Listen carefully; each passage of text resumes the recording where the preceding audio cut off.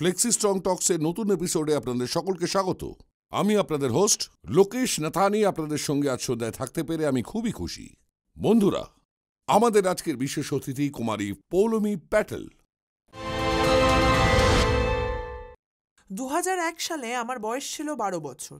আমি সবে ষষ্ঠ শ্রেণী পাশ করেছি আর সপ্তম শ্রেণীতে উঠেছি, আর তখন গ্রীষ্মের ছুটি চলছিল। সেটা ছিল 2001 সালের 4 জুন। আমার সমস্ত তুতো ভাই বোনেরা বারান্দায় বিকেল বেলায় খেলছিল। সে সময় আমরা ভাবলাম আমরা এই সময়টায় নতুন কিছু করব, কিছু খেলব। আমরা একটা মাছ ধরার বড়শির সঙ্গে একটা বাসন লাগিয়ে নিলাম আর এমন ভাব করতে লাগলাম যেন আমরা বারান্দা থেকে মাছ ধরছি। এটা করতে করতে আমরা দেখলাম যে বাইরে অনেকগুলো তার আছে। আমরা বুঝতে পারিনি যে সেগুলো বিদ্যুতের তার। ভেবেছিলাম সেগুলোতে শুধুমাত্র জামা কাপড় শুকোতে দেওয়া হয়। দুর্ঘটনাবশত আমার হাত থেকে ওই মাছ ধরার বড়শিটা পিছলে পড়ে যায় এবং সেটা ওই তারের উপরে গিয়ে পড়ে। এর পরের মুহূর্তে কি হতে চলেছে সেটা আমি বুঝতে পারিনি। আমি তখন ওই রডটাকে ধরার বদলে তারটাকেই চেপে ধরি। হ্যাঁ, আর সেই মুহূর্ততেই বুঝতে পারি যে এটা কোনো জামা কাপড় শুকোতে দেওয়ার দড়ি নয়, 11,000 ভোল্টের একটা বিদ্যুৎবাহী তার। আমি কিছু বোঝার আগেই বিদ্যুৎস্পৃষ্ট হই এবং ওই 11,000 ভোল্টের বিদ্যুৎ আমার শরীরের মধ্যে দিয়ে বয়ে যায়। আমি ডান হাত দিয়ে তারটা ধরেছিলাম এবং আমি বিদ্যুৎস্পৃষ্ট হই, আর আমার ডান হাতটা তারে আটকা অবস্থাতেই ছিল। সৌভাগ্যবশত সেই সময় ঝিরিঝিরি বৃষ্টি হচ্ছিল। এই বৃষ্টির জন্য ভগবানের দয়ায় কয়েক মুহূর্তের জন্য ওই তারে বিদ্যুৎ প্রবাহ বন্ধ হয়ে যায়। এই সময় এক ধাক্কায় আমার শরীরটা বাড়ির মধ্যে এসে পড়েছিল। আমি অজ্ঞান হয়ে গিয়েছিলাম। এরপর হাত থেকে রক্ত বেরোতে লাগলো।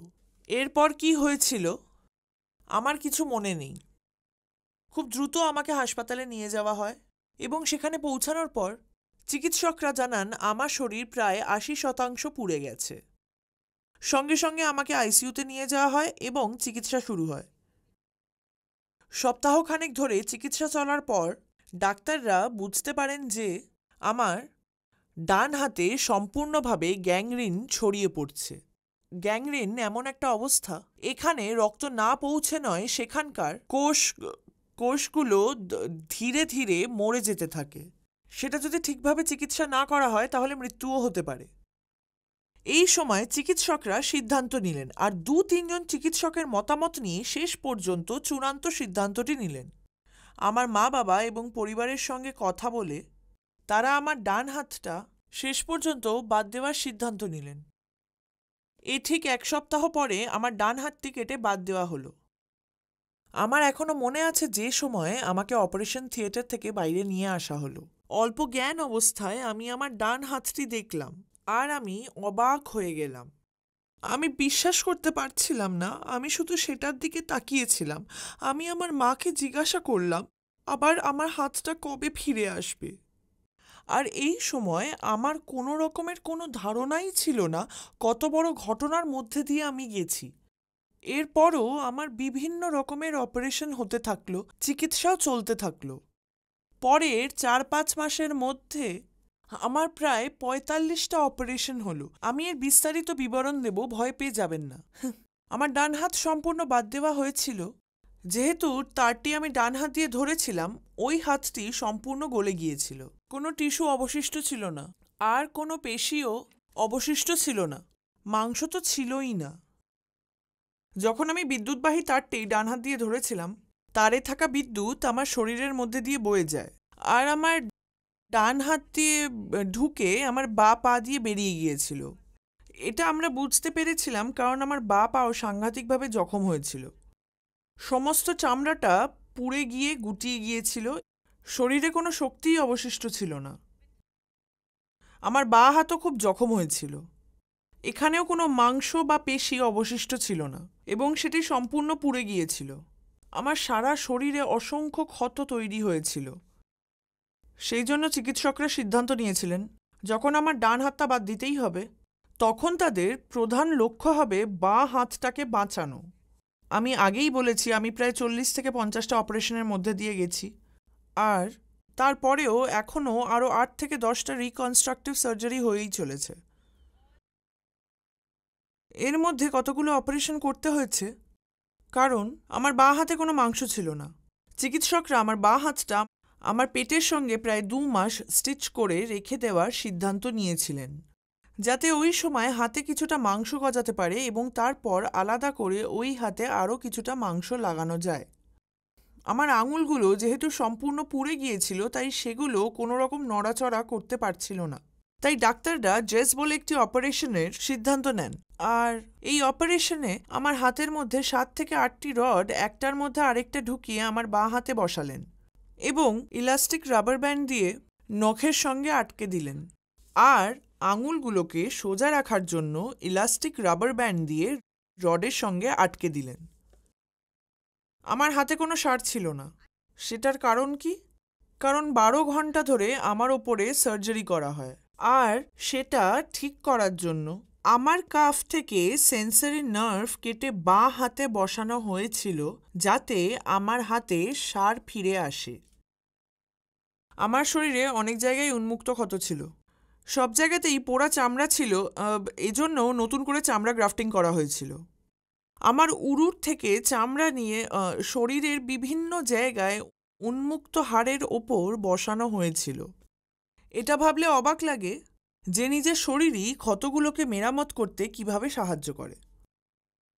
এটা একটা অত্যন্ত কঠিন জার্নি, আর আর সুস্থ হয়ে ওঠাটাও অত্যন্ত কঠিন। আর যখন আমি এইসবের মধ্যে দিয়ে যাচ্ছি, তখন আমি ভাবতাম আমি আবার কবে স্কুলে ফিরব। হাসপাতালে শুয়ে আমি মাকে সবসময় জিজ্ঞেস করতাম কখন আমি আবার স্কুলে যাব। তখন খুব ছোট, মাত্র ১২ বছর বয়স, আর অত ছোট বয়সে এটাই স্বাভাবিক, তুমি তোমার পরিবারের কাছে, বন্ধুদের কাছে ফিরতেই চাইবে। কিন্তু আমাকে লড়াইটা চালিয়ে যেতে হচ্ছিল, কারণ সেটাই তখন সবচেয়ে প্রয়োজন। চিকিৎসকরা যেহেতু আমার বাঁ হাতের দিকে খেয়াল রাখছিলেন, আর সেই সঙ্গে অন্য অপারেশনগুলোও চলছিল, সেই সময় আমার বাবা মাকে হাসপাতালে কিছু নতুন জিনিস শেখানো হলো। এটা হলো কৃত্রিম অঙ্গ প্রত্যঙ্গ।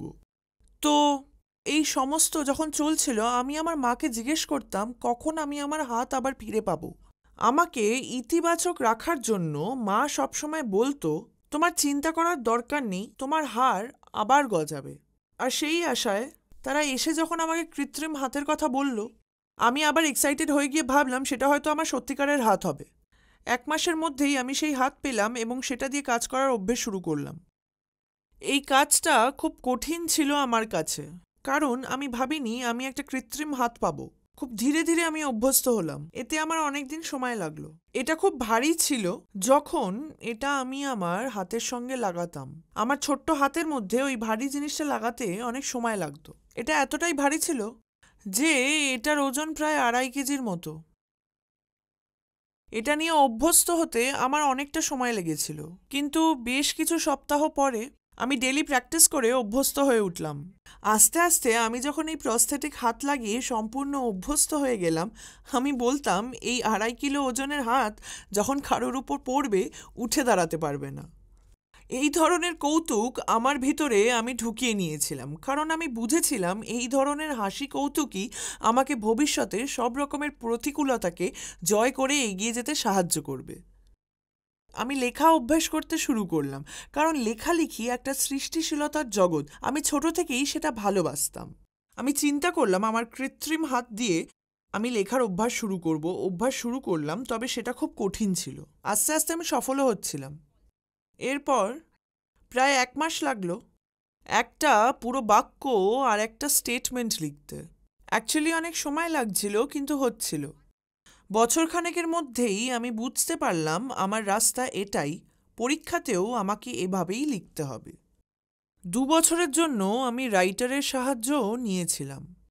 ৯ম শ্রেণীতে আমি নিজেই পরীক্ষার খাতায় লিখলাম, আর পরীক্ষার খাতায় লিখে ভালো নম্বর পেয়েই পরীক্ষায় পাশ করলাম। এরপরেই আমি ঠিক করলাম আমি সব পরীক্ষাই নিজে দেব।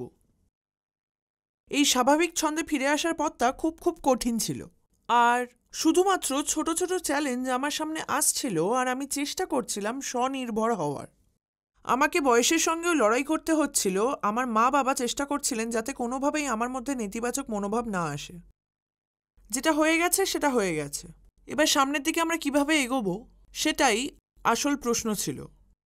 আর এই জন্য আমাদের কিছু কৌশল নিতে হলো, আর আমরা কিছু স্ট্র্যাটেজি আর আইডিয়াস ব্যবহার করলাম যাতে এই সময়টা আমরা ভালোভাবে পার করতে পারি। আমার মা বাবা কোনো দিন আমার সামনে কাঁদেনি, কখনো আমার সামনে কোনো নেতিবাচক কথা বলেনি, সবসময় সাহস জুগিয়ে গেছে। আমি 1 মাস লেখার পর এতটাই আত্মবিশ্বাস ফিরে পেলাম। আর আমার মনে আছে আমি যখন হাসপাতালে ভর্তি ছিলাম তখন হাসপাতালেও অনেকে এসে আমাকে অভিনন্দন জানিয়ে যেত, অনেক আত্মীয় স্বজন আসতো। তাদের মধ্যে কেউ কেউ বলতো, ও বেচারি, এর সাথে কি হয়ে গেল, এ তো আর কোনোদিন বিছানা থেকে উঠতেই পারবে না, এর তো জীবনই নষ্ট। তখন আমার বাবা মা ভাবলেন আমরা তো কোনোদিন ওর সামনে হতাশা বা নেতিবাচক মনোভাব দেখাইনি, তাহলে অন্য কেউ এসে ওকে এসব কথা কেন বলবে। কোনো আত্মীয় স্বজন এলে আমি তাদের দিকে তাকিয়ে হাসতাম, তারা কি বলতে চাইছে তো বুঝতাম না। এরপরে আমার মা বাবা একটা সাহসী পদক্ষেপ নিলেন। যারা আমাকে দেখতে আসতো সবাইকে স্বাগত, কিন্তু ওকে জোক শুনিয়ে হাসাতে হবে। ওর বয়স কম, ও জোকস শুনতে ভালোবাসে, হাসতে ভালোবাসে, আর সেটাই আমরা ওর মধ্যে এনকারেজ করতে চাই। বাবা মা একটা নিয়ম করলো যে যেই হাসপাতালে আমাকে দেখতে আসবে তাকেই আমাকে একটা জোক বলতে হবে। ডাক্তারদের জন্য এই একই নিয়ম প্রযোজ্য হলো। এখনও আমার মনে আছে ডাক্তাররা জোকস জানতেন না বলে ওই 1 ঘন্টা সেশনের জন্য জোকসের বই নিয়ে আসতেন। এই সময়ের পর থেকেই আমি অ্যাকচুয়ালি কখন ভিজিটিং আওয়ার্স আসবে সেইটার জন্য অপেক্ষা করতাম। এরপর থেকে আমার বন্ধুরা আসতো, রিলেটিভসরা আসতো, আর ওই 1 ঘন্টা ধরে এইসব হাসি ঠাট্টা চলতো, আর আমিও উপভোগ করতাম, খুবই উপভোগ করতাম। আরও কিছু কৌশল ছিল যেগুলো আমাকে কার্যকর করতে হতো, যেগুলো আমি করতে পারিনি। সব কিছুর জন্যই আমি আমার মায়ের ওপর এবং পরিবারের উপর নির্ভরশীল ছিলাম। আমি বসতে পারতাম না, আমি শুতেও পারতাম না, আর চলতেও পারতাম না। আমি বাথরুমেও একা যেতে পারতাম না, খাওয়া দাওয়া বা অন্য কোনো ছোটোখাটো কাজ সেগুলোও পারতাম না। কিন্তু আমি সব সময় নিজের কাজ নিজেই করতে চাইতাম। তাই এক সময় আমি ভাবলাম এভাবে চলবে না, আমাকে স্বনির্ভর হতেই হবে। তাই আমি ছোট ছোট কৌশল আয়ত্ত করতে শুরু করলাম, যেগুলো আমাকে স্বনির্ভর হতে সাহায্য করবে। আমাকে স্বনির্ভর হতে যে ছোট ছোট জিনিসগুলো সাহায্য করলো সেগুলো হলো, যেমন ধরুন, হাত দিয়ে টিভির চ্যানেল চেঞ্জ না করতে পারলে আমি পা ইউজ করতাম। আমি নিজে পোশাক পাল্টাতে পারতাম না, তাই আমি ইলাস্টিক দেওয়া অথবা ঢিলে ঢালা পোশাক পরতে শুরু করলাম। যদি মেঝেতে কিছু পড়ে যেত আর সেটা আমাকে তুলতে হতো, আমি আমার পা ব্যবহার করে তুলতাম। কিছু কাজ আমি পারবো না, আর কিছু পারবো। আমি যেগুলো পারবো তার উপরেই প্রকাশ করতে শুরু করলাম। আমি শিশুর মতনই নতুন করে শুরু করলাম, একেবারে বাচ্চাদের মতন ধাপে ধাপে এগোলাম। এটা সত্যিই আমার একটা নতুন জীবন ছিল। এ সময় যে উৎসাহ আর শক্তির আমার প্রয়োজন ছিল তা সম্পূর্ণভাবেই আমার বাবা মা আমাকে দিয়েছে, আর সেটাই আজকের আমিকে তৈরি করেছে, ইতিবাচক এবং ভয়হীন। পড়াশুনোর দিকে আমি প্রথমে 10ম শ্রেণী পাশ করলাম। 10ম শ্রেণী পাশ করার পর বাণিজ্য বিভাগে স্নাতক হলাম। স্নাতক হওয়ার পরে আমি ফ্যামিলি বিজনেসের জন্য MBA করলাম। এখন আমি আমার পারিবারিক ব্যবসায় একজন ডিরেক্টর, এবং আমার ইচ্ছে এই ব্যবসাটাকে আরও এগিয়ে নিয়ে যাওয়া, যেটা স্বপ্ন আমার বাবা দেখেছিলেন। এখন আমার 32 বছর বয়স।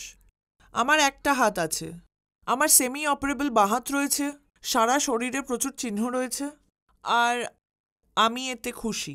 আমি যে জীবন পাচ্ছি সেটা নিয়ে আমি খুশি। যে সাহস আমি পেয়েছি তার জন্য আমি কৃতজ্ঞ। আমি যা হারিয়েছি তার জন্য আমি কাঁদতে রাজি নই, কিন্তু যা আমার আছে তার জন্য আমি অনেক অনেক সুখী।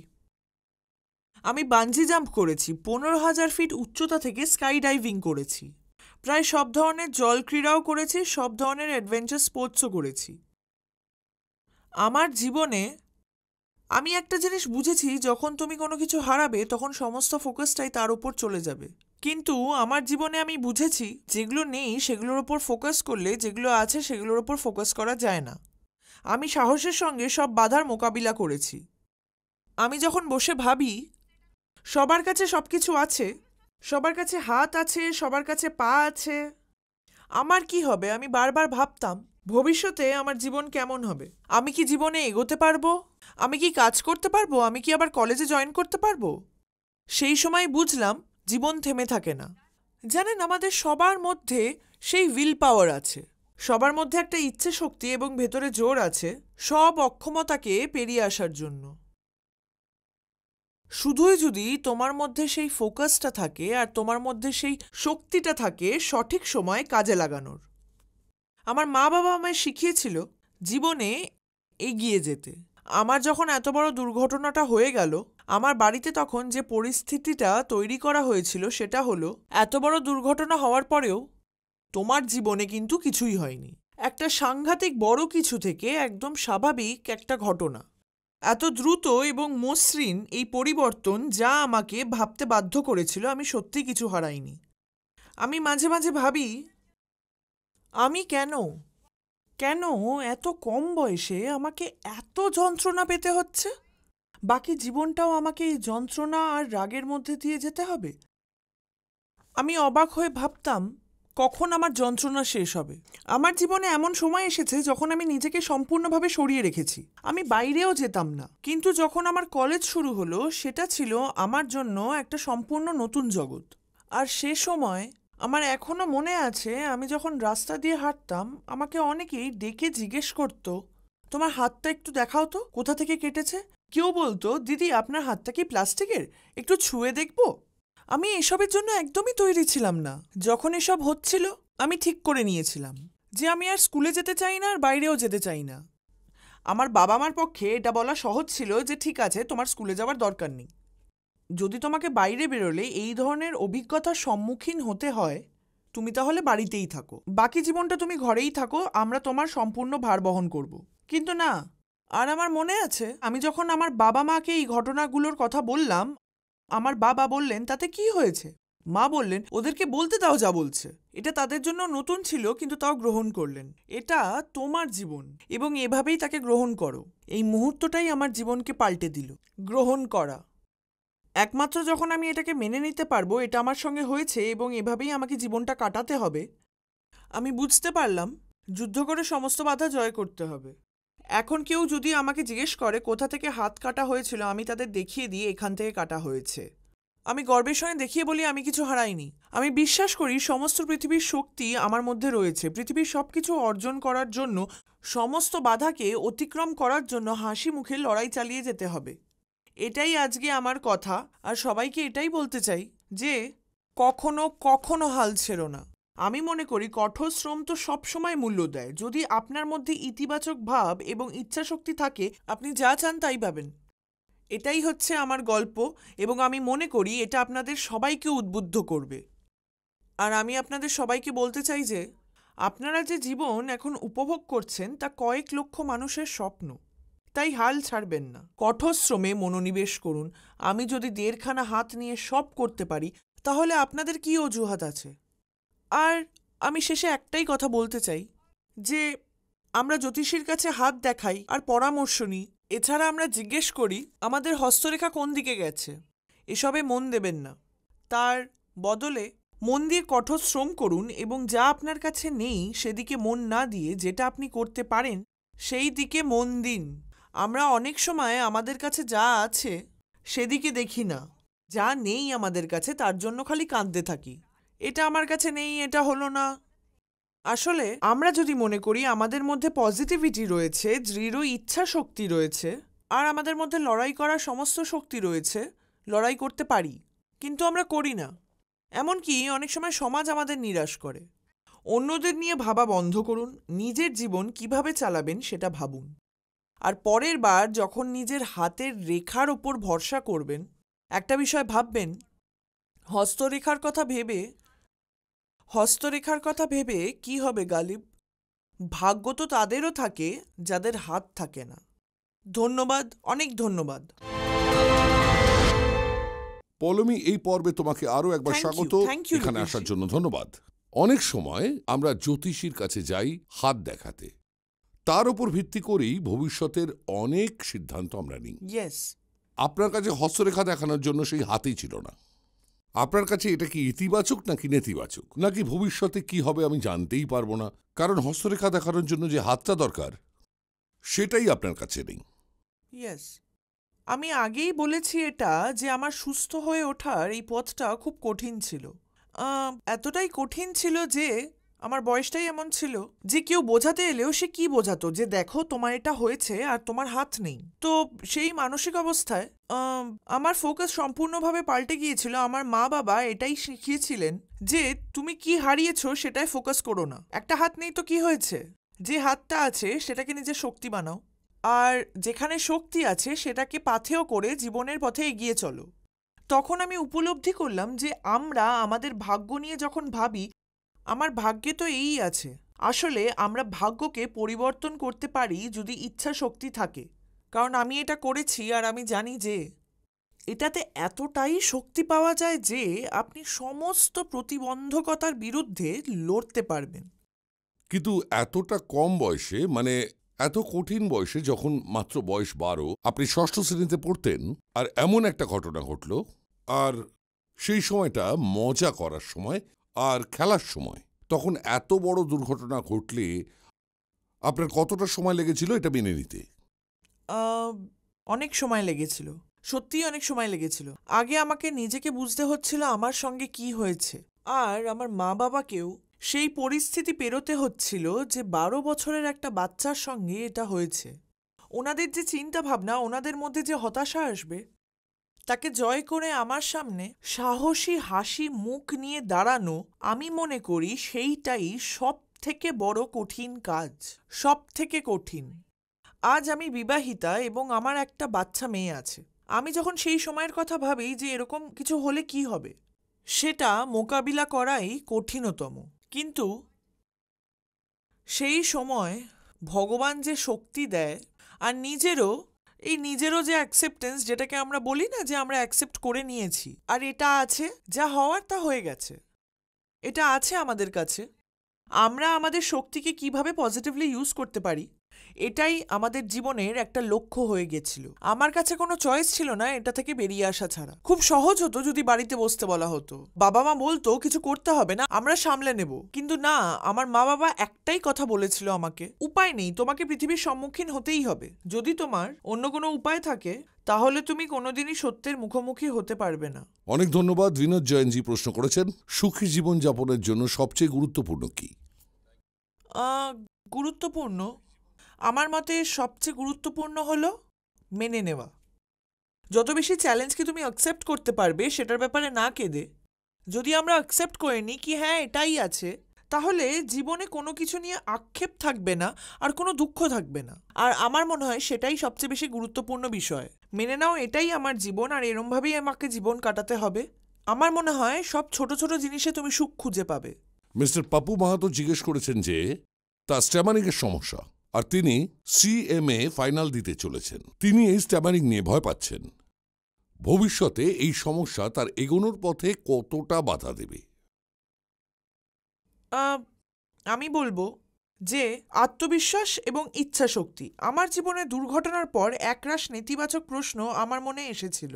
লোকজন বিভিন্ন কঠিন অদ্ভুত হাস্যকর প্রশ্ন করত, কিন্তু ধীরে ধীরে যে আত্মবিশ্বাস আমার তৈরি হয়েছিল সেটা আমি আস্তে আস্তে বাড়াতে শুরু করলাম। আর বললাম আমি এরকমই থাকবো, আপনার যা ভাবার ভাবতে পারেন, আমি যেরকম আছি সেরকমই থাকবো, এটা আমার জীবন, আমিই বাঁচবো। তারপরেও যদি আপনার জীবনে কোনো সমস্যা থাকে, আমার মনে হয় আত্মবিশ্বাস তৈরি করাটা খুবই জরুরি। আর এটা তখনই হয় যখন আমরা অ্যাকসেপ্ট করতে শুরু করে দিই যে এই সমস্যা আছে। তো আবারও বলবো, এটা একটা চক্রের মতো। আত্মবিশ্বাস এবং ইচ্ছাশক্তি যদি থাকে তাহলে যে কোনো সমস্যার মুখোমুখি হওয়া সম্ভব। যদি আপনি মানসিকভাবে শক্তিশালী হন, জীবনে আপনি এগিয়ে যেতে পারবেন। আমি জানি না আপনার স্বামী কতটা সুপুরুষ, কিন্তু দীপু অধিকারী এখানে বলছেন আপনি ভাগ্যবতী যে এমন একজন সুন্দর স্বামী পেয়েছেন। কিভাবে এই সম্পর্কটা শুরু হয়েছিল? নিশ্চয়ই এটা খুবই কঠিন পরিস্থিতি ছিল। কোন বয়সে এটা শুরু হয়েছিল, মানে এই ব্যাপারে যদি আমাদের একটু শেয়ার করেন। আপনার যতটুকু মনে হয় আমাদের ততটুকুই শেয়ার করুন। তো আমরা দুজনেই আলাদা আলাদা কলেজে পড়তাম।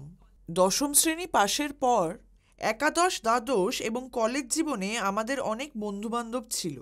আমাদের দুজনের একজন কমন বন্ধুর মাধ্যমে আমরা কথাবার্তা বলতাম। আমাদের দুজনেরই বন্ধুর সংখ্যা ছিল অনেক। আস্তে আস্তে সেই সংখ্যা বাড়লো, আর আমরা সময়ের সঙ্গে সঙ্গে আমরা দুজনেই বুঝতে পারলাম আমাদের বন্ধুত্ব আরো অনেকটাই গাঢ় হয়েছে। আর যখন আপনি স্কুল থেকে কলেজে যাবেন তখন দেখবেন আপনার অনেক নতুন বন্ধু হবে। তখন আপনি বুঝতে পারবেন যে এখন পরিবেশটা অনেকটা পাল্টেছে। আপনার নিজের স্কুলে আপনি ছোট থেকে ক্লাস করেছেন, তাই আপনার মধ্যে একটা স্বচ্ছন্দ ভাব সেখানে প্রথম থেকেই তৈরি হয়ে থাকে। সেখানে কেউ প্রশ্ন করে না। কিন্তু কলেজে যাওয়ার পর এই প্রশ্নগুলো আমার দিকে ধেয়ে আসতে লাগলো। আহ, কিন্তু কিন্তু সেই একমাত্র ব্যক্তি আমাকে কোনোদিনও জিজ্ঞেস করেনি আমার কি হয়েছিল। সেখানে অনেক ফিসফাস, অনেক কথা হতো, কিন্তু সে আমাকে কখনো কিছু জিজ্ঞেস করেনি। সম্ভবত এটার জন্যই আমাদের দুজনের মধ্যে বন্ধুত্ব তৈরি হয়েছিল এবং সে আমার জন্য একটা স্বাচ্ছন্দ্যের ক্ষেত্র তৈরি করেছিল। সে আমাকে বুঝতে সাহায্য করেছিল কোনো কিছুই ভুল হয়নি, আর সম্ভবত এরম কোনো মানুষকেই আমার জীবনে দরকার ছিল। আর তারপর থেকে যখন বুঝতে পারলাম যে আমাদের মধ্যে অন্য কোনো একটা সম্পর্ক তৈরি হচ্ছে, ভালোবাসার জন্ম নিচ্ছে, একটা প্রায় 9 বছরের পথ। এটা একটা প্রায় সিনেমার মতো ছিল। দেখা হওয়া, বন্ধুত্ব হওয়া, ভালোবাসা হওয়া, তারপর প্রবলেম হলো, তারপরে আমরা কিছু বছর কথা বললাম না, আমরা আমরা আবার ফিরে এলাম কিছু কমন ফ্রেন্ডসের মাধ্যমে।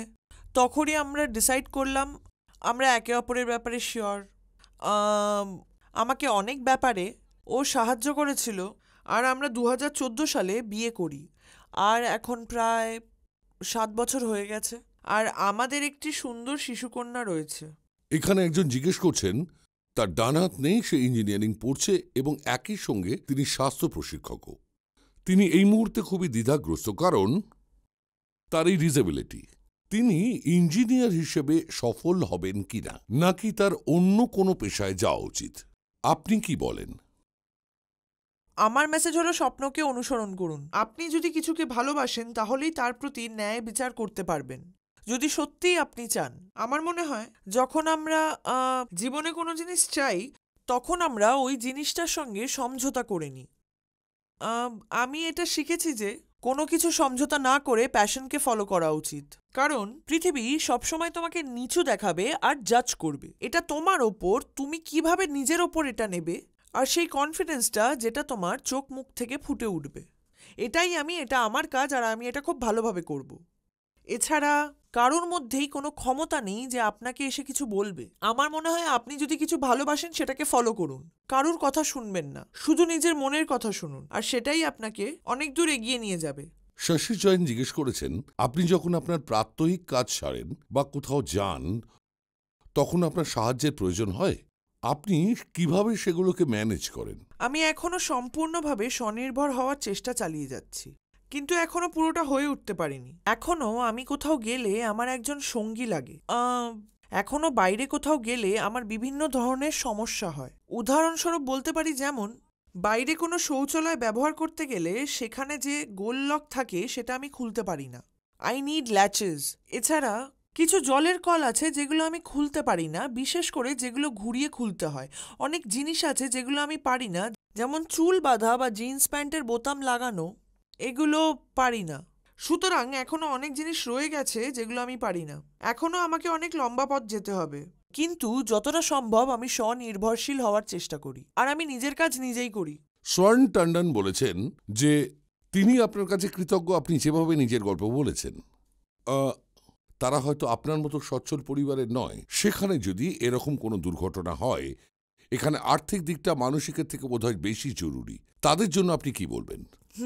সো আর্থিকভাবে সবাই তো সমান হয় না। এক্ষেত্রে যারা সচ্ছল পরিবার তাদের জন্য নয়, যারা সচ্ছল পরিবার নয় তাদের জন্য কি বলবেন? তারা কি সত্যিই লড়াই করতে পারবে? না, এ ব্যাপারে আমি সম্পূর্ণ একমত। আর্থিক অবস্থাটা খুবই গুরুত্বপূর্ণ এই আজকের দিনে। সত্যি কথা বলতে, আমার সঙ্গে যখন এই ঘটনা ঘটে তখন এটা আমার পরিবারের জন্য একটা খুব সাংঘাতিক ঘটনা ছিল। আসলে আমরাও তখন বড় হচ্ছিলাম, আর আমার বাবাও তখন একটা নতুন ব্যবসা শুরু করেছিল।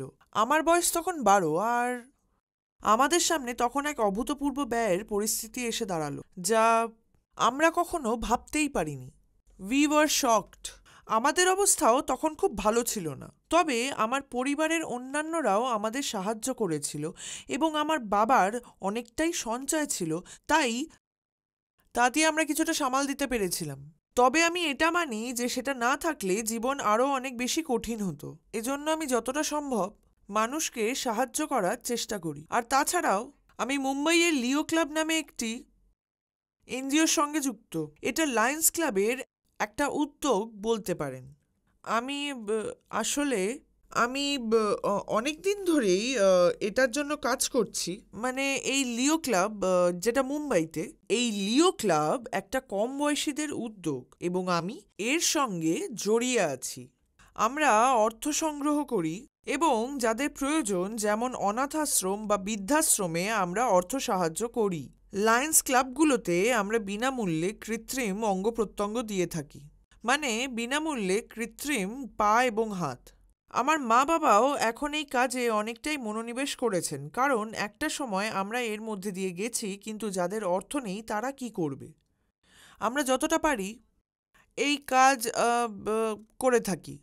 আমি এজন্য সবাইকে বলবো অন্যের প্রতি সহমর্মী হন এবং দয়া দেখান। যদি আপনার ঘরে বাচ্চা বা অন্য কেউ মানসিক চাপে থাকে, তাহলে তাদের এইটুকু নিশ্চয়তা দিন যে তাদের সঙ্গে খারাপ কিছু হয়নি। ঘরের থেকেই যদি এই জোরটুকু না দেওয়া হয়, তাহলে সে তো বাইরে বেরোবেই না, মানে বাইরে বেরোতে চাইবেই না। তাহলে আপনারা কিভাবে আশা করেন যে তারা এই পৃথিবীতে ঠিক থাকবে? পৌলমী, তোমাকে অসংখ্য অসংখ্য ধন্যবাদ আমাদের এই শোয়ে আসার জন্য। Thank you so much. Thank you.